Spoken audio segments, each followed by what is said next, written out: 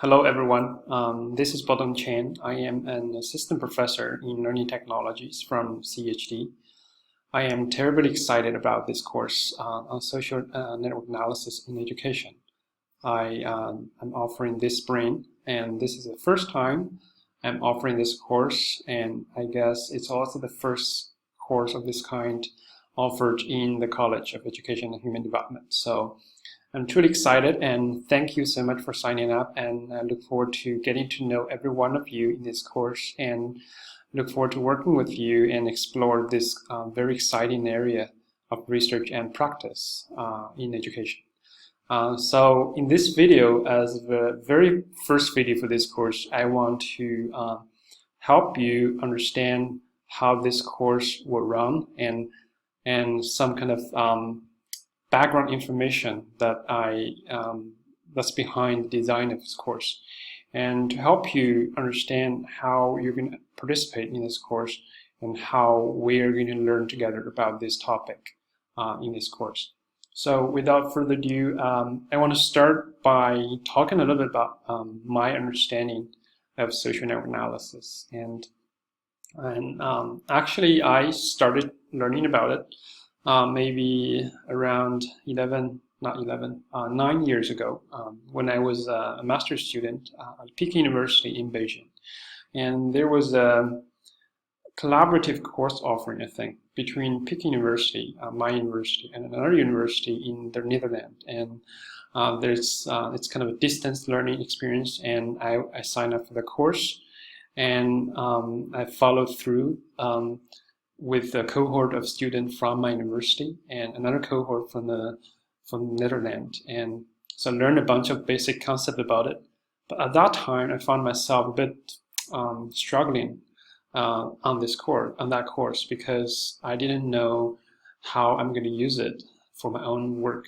So at that time, it's mostly exploration and getting familiar with a bunch of terms, and know there's a thing about there's a thing called social network analysis. So that's how I got started.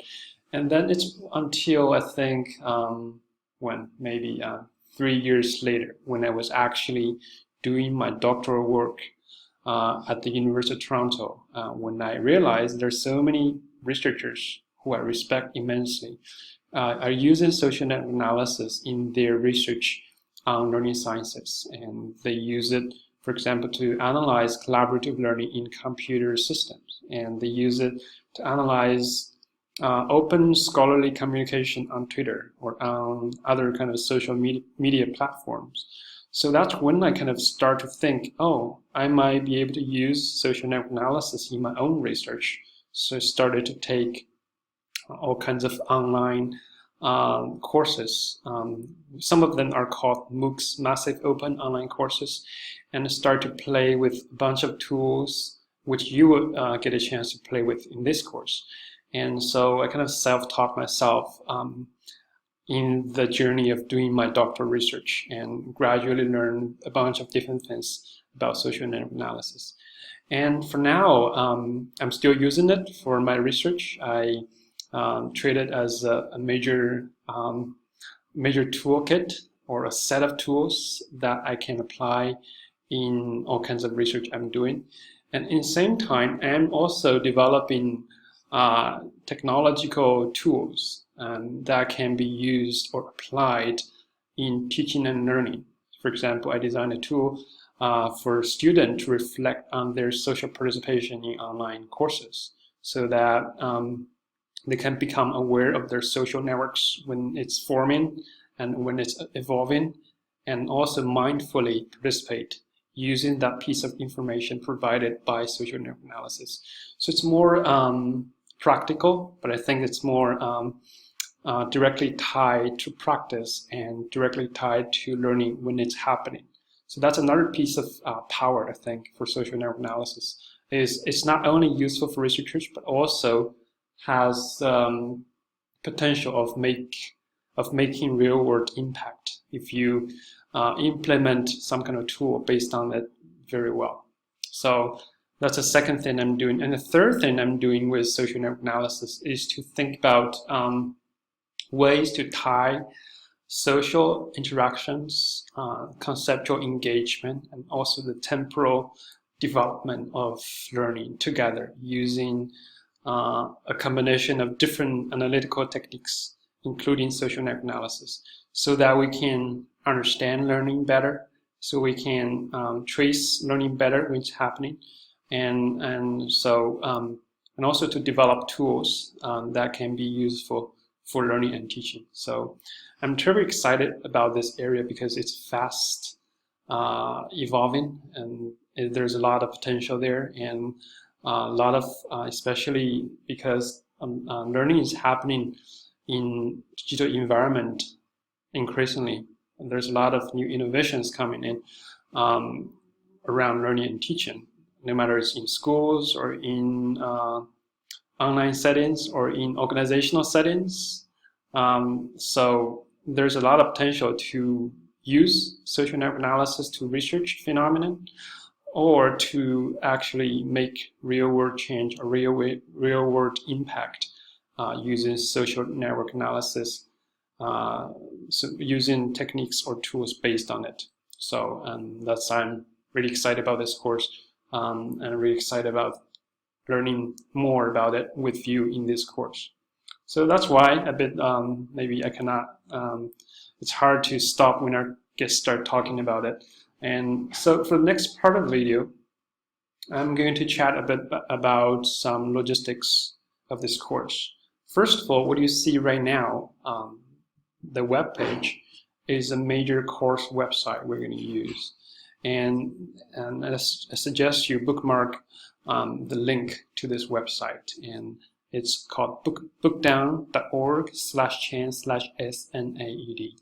So it looks like an online textbook, but I'm developing this website by myself to host materials I use, or I curate, or I reuse based on other people's contribution to the public domain.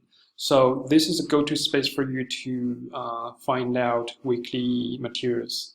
And there are additional tools I'm going to introduce a bit later to support our class communication or course communication, and to support our group work within or beyond this class. So a bit more later today. And a few key things I want to point out is, first of all, there's a bunch of links already here on the first page of this course website. And the very first one is a textbook we're going to use in this course. It's called Social Network Analysis and Education. And for those of you who are following or taking this course at UMN, this textbook is freely accessible through our library system. So if you go to the link here, there's a page of this book, and there are links to each chapter of this book. So you can actually read it free of charge, and you can also, I think, download the book or chapter of the book to your computer to read. So I'm really happy to find out this book is freely accessible for UMN students. And for those of you who might be following this course online openly, you might need to buy this book if you want to read it, or check your own library to find out whether your library provides a link to this book. And the second part of the second link I provided here is called Slack, and I will introduce that a bit later as part of the week 1 activities or videos I prepared for this course. And the third is Hypothesis. Again, this is another system we use, and then you'll find more about it. And finally, if you're using Twitter, I encourage you to tweet about this course or tweet about your ideas when you are going through this course, so that you can build your either online presence or connect with people on Twitter who are interested in social network analysis as well. So that's a lot of new information out there. So I just want to point out you can find out those information about our course materials, about our course tools from the course website. And Since I already mentioned a bunch of tools that we'll be using in this course, I think another reason I chose, I want to mention that the reason I chose those tools is I want to help us to learning by doing. So I think the best way to learn social network analysis is not by reading a book, but instead we need to collect data that's social, that's from some kind of social context. Either it's you're going out for lunch with your colleagues, or you're learning in this course using hypothesis, which I just mentioned. So collecting data from real-world scenario when you are going through this course and practicing doing social network analysis, that's a major kind of design philosophy when I was designing this course. So the reason I chose this tool for this course was because we can actually gather data from those tools. So when we progress towards later weeks of this course, I will discuss, kind of demonstrate ways of collecting data from our own learning so that we can use our own data to practice social network analysis. And of course, you're more than welcome to bring in your own research projects that you might want to play with as well. So there's another little thing I just want to mention. And so for this week number 1, I encourage you to start from the first page of our website, and then, as you can see, each page is pretty easily navigatable. So you can click on this one, this link to the next page. I explain why I'm not using Moodle for this course, and next page. So the way you navigate in this course is either by clicking on the next or previous, or by going to the navigation bar on the left. And so for this week, the first thing you're going to do is to, let me go here, is to watch my video I'm making right now from this page, which I will update this page a bit later, and then just go through each component under chapter number 1. For example, this is a page containing a video of introduction to social network analysis. And the next one will be I invited a few doctoral students who are using social network analysis to share a bit their insights. So you're going to learn a bunch from them to just get some thoughts, some ideas from people who are actually using it. And the next one is to read the syllabus in full. So you can find a link to the syllabus here. I encourage you to read every detail of the syllabus so that you can have a clear sense about this course. And also, if you have any kind of question, feel free to ask me and through email or on Slack. And the third one, I think, is also very important, is to know the tools we're going to use for this primarily online class. So I made a bunch of videos to introduce you to the key technologies we're going to use in this course, and encourage you to watch them and get familiar with those environments. And finally, for week 1, the activity for week 1 include posting a Flipgrid video to introduce yourself to the class, because we don't get a chance to meet from the beginning. I think that's critical for us to introduce each other using the video. So you have 2 minutes to explain where are you from, and what are you interested in, and what do you expect to learn from this course. And also there are other components for the week 1, which include finishing a doodle poll so that we know which day we can meet for face-to-face or synchronous discussion. And also there are 2 pieces of text which I already provided on our course website for you to read and to make annotation on.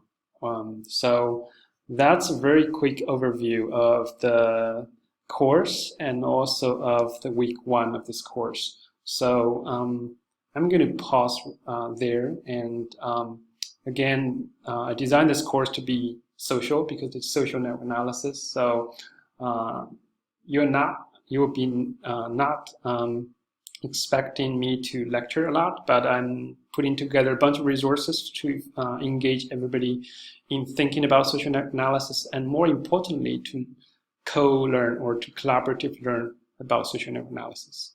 And feel free to ask questions and have a wonderful week. Thank you.